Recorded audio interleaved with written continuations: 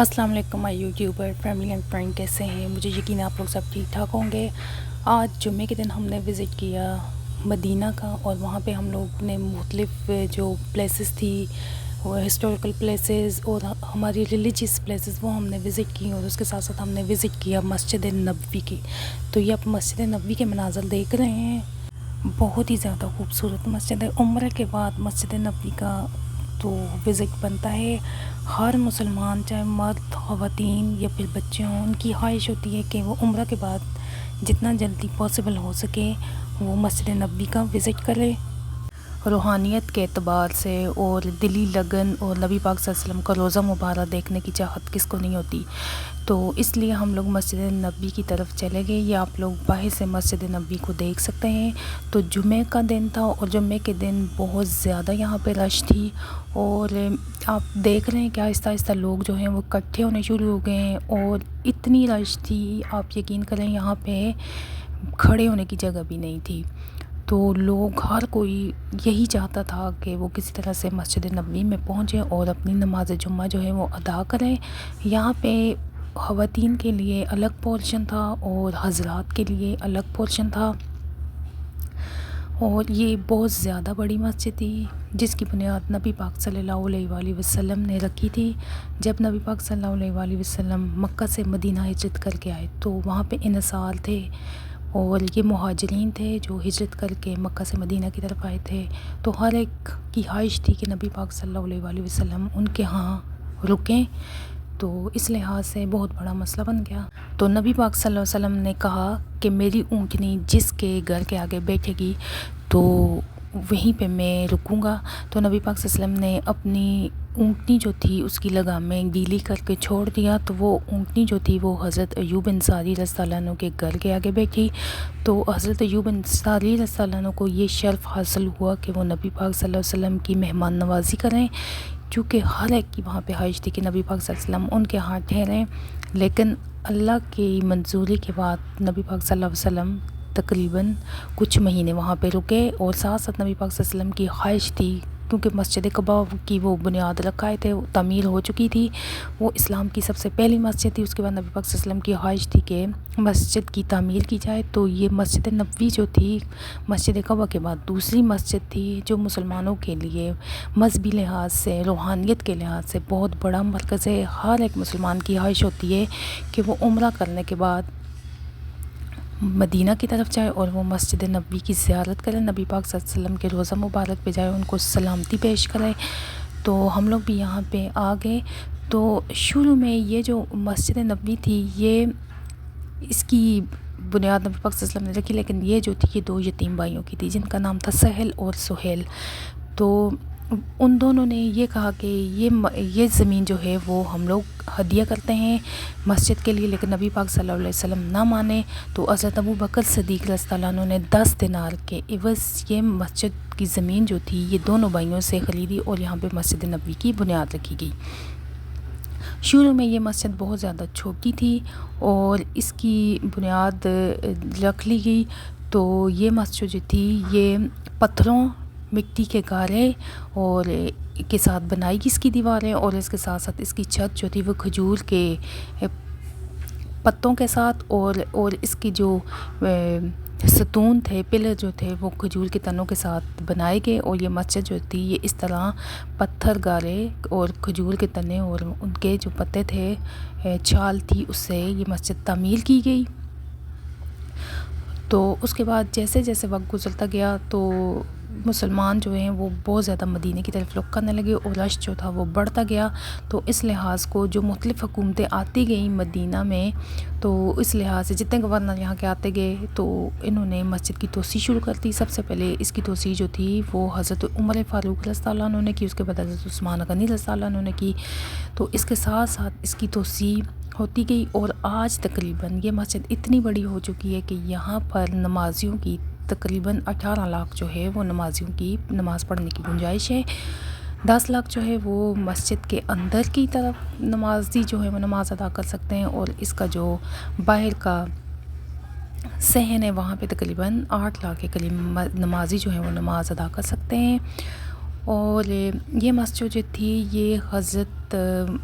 عائشہ صدیقہ رضی اللہ عنہ جو حضرت ابو بکر صدیق رضی اللہ عنہ کی بیٹی تھی، تو نبی پاک صلی اللہ علیہ وسلم کی بیوی تھی، اور ان کے حجرے میں نبی پاک صلی اللہ علیہ وسلم جو ہیں وہ دفن ہیں، اور ان کا حجرہ اور نبی پاک صلی اللہ علیہ وسلم کی دیگر بیویاں جو تھیں، ان کے گھر جو تھے وہ اس مسجد کے احاطے میں آ چکے ہیں، اور نبی پاک صلی اللہ علیہ وسلم کے ساتھ ساتھ حضرت ابو بکر صدیق رضی اللہ عنہ اور ان کے ساتھ ساتھ عمر فاروق رضی اللہ عنہ کے بھی قبریں جو ہیں وہ نبی پاک صلی اللہ علیہ وسلم کے روضہ مبارک کے ساتھ ہیں۔ تو یہ مسجد جو ہے انتہائی عقیدت اور تمام مسلمانوں کی دلی خواہش ہوتی ہے کہ یہاں پہ وہ آئیں اور روضہ رسول صلی اللہ علیہ وسلم پہ جائیں، سلام پیش کریں، اور اس کے ساتھ ساتھ یہاں پہ نماز ادا کریں، کیونکہ یہ مسجد جو ہے یہاں پہ نماز کا ثواب جو ہے دیگر مساجد میں نماز کے ثواب میں بہت زیادہ ہے۔ خانہ کعبہ کے بعد یہاں پہ نماز پڑھنے کا بہت زیادہ ثواب ہے،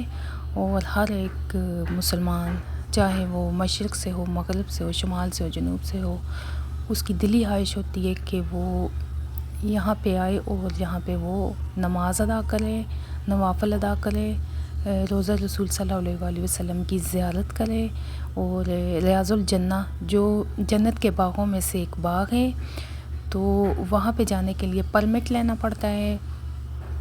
وہاں پہ ہر ایک کو جانے کی اجازت نہیں ہے، اور خواتین و حضرات کے لیے الگ الگ سے ٹائمنگ رکھی گئی ہے یہاں پہ کہ وہ کس ٹائم پہ روضہ رسول صلی اللہ علیہ وسلم پر جا سکتے ہیں، اور ریاض الجنہ کے لیے آپ کو پرمٹ لینا پڑتا ہے، یہاں کی گورنمنٹ سے آپ کو اجازت نامہ لینا پڑتا ہے، اپوائنٹمنٹ لینی پڑتی ہے، تب بھی آپ جا کے وہاں کی زیارت کر سکتے ہیں۔ یہ مسجد نبوی کو آپ دیکھ سکتے ہیں، یہ بہت ہی زیادہ خوبصورت مسجد ہے، اور یہ گنبد خضرا ہے۔ جب گنبد خضرا پہ نگاہیں پڑتی ہیں، یقین کریں عجیب سی کیفیت ہوتی ہے، اور مدینہ میں اتنا سکون اور اتنی ایک قسم کی خوشی محسوس ہوتی ہے، دلی سکون کہ یہاں سے واپس آنے کو بالکل بھی دل نہیں کرتا۔ آپ یہاں کی سچویشن دیکھ سکتے ہیں کہ کتنی زیادہ رش ہے۔ یہ جمعے والے دن جو ہے یہاں پہ بہت بڑا جو ایک قسم کا اجتماع ہوتا ہے، اور لوگ یہاں پہ دور دور سے آتے ہیں نماز کی ادائیگی کے لیے، اور یقین کریں یہاں پہ عمرے کے لیے اتنے زیادہ لوگ آتے ہیں، اور ان کی تعداد اتنی زیادہ ہوتی ہے، اور ایسے لگتا ہے جیسے جمع غفیر ہو، اور ہر ایک عمرہ ادا کرنے کے بعد مدینہ کی طرف رخ کرتا ہے، وہاں پہ مختلف مقامات کی زیارت کرتا ہے، اور مسجد نبوی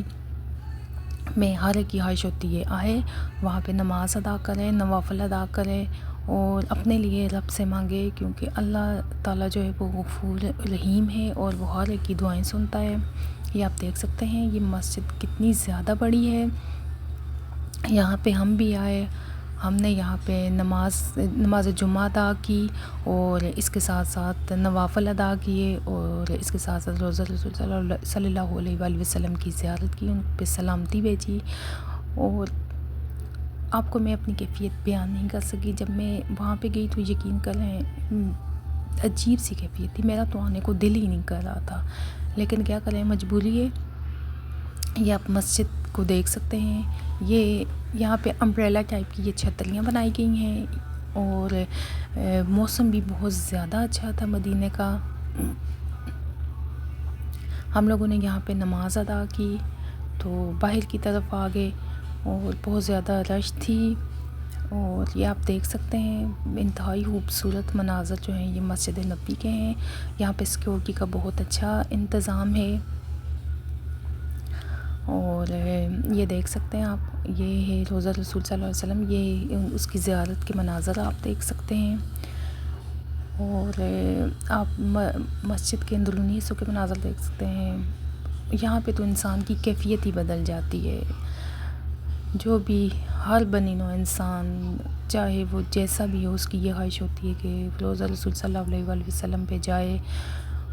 مسجد نبوی میں جائے، رسول صلی اللہ علیہ وسلم کی روضہ رسول صلی اللہ علیہ وسلم کی زیارت کرے۔ تو ہر ایک کی خواہش ہوتی ہے، میری تو دعا ہے اللہ سب کو وہاں پہ جانے کی توفیق عطا فرمائے، اور فزیکلی وہاں پہ ہر چیز جو ہے وہ پریکٹس کرے اور اس کو محسوس کرے، تب اس کو پتہ چلے گا کہ کہ وہاں پہ کیا کیفیت ہوتی ہے۔